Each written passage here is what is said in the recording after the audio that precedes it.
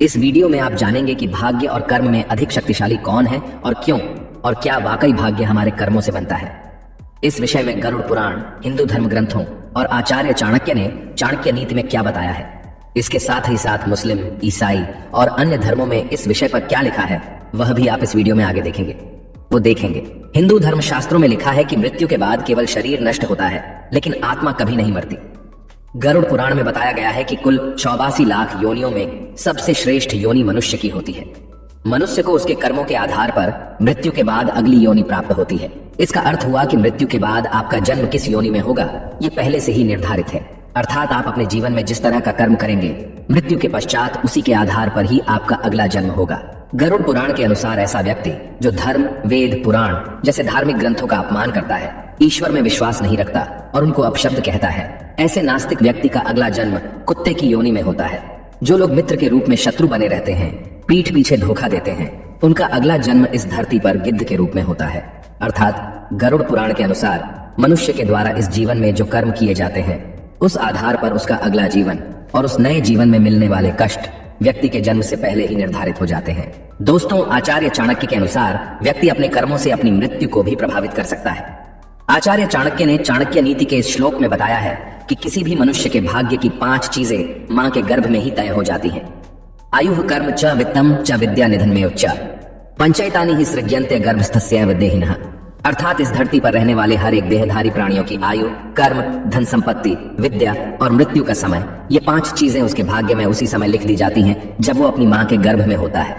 आचार्य चाणक्य के अनुसार किसी भी शिशु की आयु मां के गर्भ में ही तय हो जाती है। बच्चा अल्पायु होगा या दीर्घायु, इस संसार में आ पाएगा या नहीं, ये सब मां के गर्भ में ही तय हो जाता है। आचार्य चाणक्य के अनुसार हर व्यक्ति को अपने कर्मों के हिसाब से सुख दुख भोगना पड़ता है। ये कर्म सिर्फ वर्तमान के नहीं बल्कि पिछले जन्म के भी होते हैं। लाखों प्रयास के बाद भी आपके अच्छे और बुरे का फैसला आपके कर्मों के आधार पर ही होता है। इस श्लोक के अनुसार मां के पेट में ही ये निर्णय हो जाता है कि बच्चे के भाग्य में धन लाभ है या नहीं, बच्चा कहां तक पढ़ेगा, विद्या ग्रहण कर ली तो उसका सदुपयोग जीवन में कितना कर पाएगा, ये सभी बातें मां के गर्भ में ही तय हो जाती हैं। आचार्य चाणक्य के अनुसार मनुष्य के जीवन में लगभग 108 बार मृत्यु का योग बनता है, जिसमें एक बार काल मृत्यु और बाकी अकाल मृत्यु होती है। अकाल मृत्यु को कर्म और भोग से बदला जा सकता है, लेकिन काल मृत्यु को बदला नहीं जा सकता। आइए अब जानते हैं कि इस विषय में भगवान श्री कृष्ण ने गीता में क्या कहा है। दोस्तों, गीता में श्री कृष्ण ने बताया है कि मनुष्य का भाग्य किन चीजों से तय होता है। ये गीता के अनुसार मनुष्य अपने भाग्य का निर्माण खुद करता है। जीवन के हर एक कदम पर हमारी सोच, हमारा व्यवहार और हमारे कर्म ही हमारा भाग्य निर्धारित करते हैं। हिंदू धर्म शास्त्रों में भगवान श्री कृष्ण के जन्म की एक कथा बताई गई है, जिसमें कंस के लिए एक भविष्यवाणी होती है कि उसके भाग्य में देवकी की 8वीं संतान से वध होना लिखा है। यह भविष्यवाणी सच ना हो, इसके लिए कंस ने वह सब कुछ किया जो वह कर सकता था, लेकिन अंत में कंस की मृत्यु उसके भाग्य के अनुसार माता देवकी के 8वीं संतान श्री कृष्ण द्वारा ही हुई। कंस को अपने भाग्य से बचने के लिए इतना सब कुछ करने की जरूरत नहीं थी, उसे सिर्फ अपना कर्म सुधारने की जरूरत थी जो उसके अधिकार में था। अगर वह अधर्म छोड़कर धर्म के मार्ग पर आगे बढ़ गया होता तो हो सकता है भगवान उसे क्षमा दान दे देते, लेकिन वह अधर्म के मार्ग पर ही आगे बढ़ता गया और उन्हीं पाप कर्मों के कारण खुद ही मृत्यु को प्राप्त हुआ। सनातन धर्म शास्त्रों और पुराणों के अनुसार केवल कंस ही नहीं, इस संसार में जन्म लेने वाले हर प्राणी का भाग्य जन्म से पहले ही निश्चित होता है। कोई व्यक्ति कब जन्म लेगा, क्या करेगा और अपना पूरा जीवन कैसे व्यतीत करेगा, यह सब कुछ उसके जन्म से पहले ही निर्धारित होता है, जिसके अनुरूप ही उसका अगला जन्म होता है। लेकिन इसका अर्थ यह नहीं है कि हम सब कुछ भाग्य पर ही छोड़ दें, क्योंकि भाग्य भी कर्म से बदला जा सकता है। इस्लाम में भाग्य को किस्मत कहा गया है। किस्मत का मतलब है कि सब कुछ पहले से ही अल्लाह की मर्जी से होता है। हिंदू धर्म में भाग्य को प्रारब्ध कहते हैं। प्रारब्ध का मतलब है कि हमारा वर्तमान जीवन पिछले जन्मों में संचित किए गए सकारात्मक या नकारात्मक कर्मों का फल है। हिंदू पुराण कहते हैं कि हमारा भाग्य हमारे पिछले कर्मों से बनता है, परंतु यही भाग्य वर्तमान कर्मों से भी प्रभावित होता है। इसलिए हमें अपने कर्मों को सुधारने का प्रयास करना चाहिए और साथ में अपने भाग्य को भी स्वीकार करना चाहिए।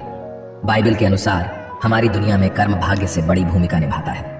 बाइबल कहती है कि परमेश्वर अपने लोगों को उनके कर्म के अनुसार ही अपने साथ रखते हैं और उसे हर मुसीबत से बचाते हैं। जो अपने कर्म पर अपने भाग्य से ज्यादा विश्वास करता है, ईश्वर उनके कर्म को ही नियति में बदल देते हैं। दोस्तों, क्या आपने कभी सोचा है कि कर्म और भाग्य में श्रेष्ठ कौन है?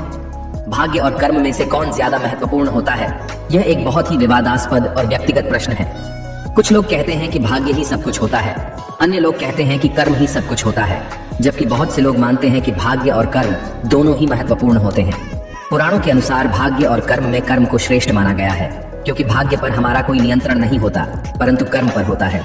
कर्म से हम सब कुछ हासिल कर सकते हैं। दूसरे शब्दों में कहें तो कर्म फल ही भाग्य है। कर्म से ही भाग्य का निर्माण होता है, इसीलिए कर्म को ही श्रेष्ठ माना गया है। मेरा भी मानना है कि भाग्य और कर्म दोनों ही महत्वपूर्ण होते हैं, परंतु कर्म भाग्य से अधिक महत्वपूर्ण होता है, क्योंकि कर्म हमारा नियंत्रण में होता है, भाग्य हमारा नियंत्रण में नहीं होता है। कर्म से हम अपना भाग्य सुधार सकते हैं, भाग्य से हम अपना कर्म सुधार नहीं सकते। यदि आप कड़ी मेहनत करके सफल होते हैं तो वह भी आपके कर्म के कारण ही होता है, यानी आपको कर्म करते रहना होगा। लेकिन अगर आप सब कुछ भाग्य पर छोड़ देंगे तो आप कभी सफल नहीं होंगे।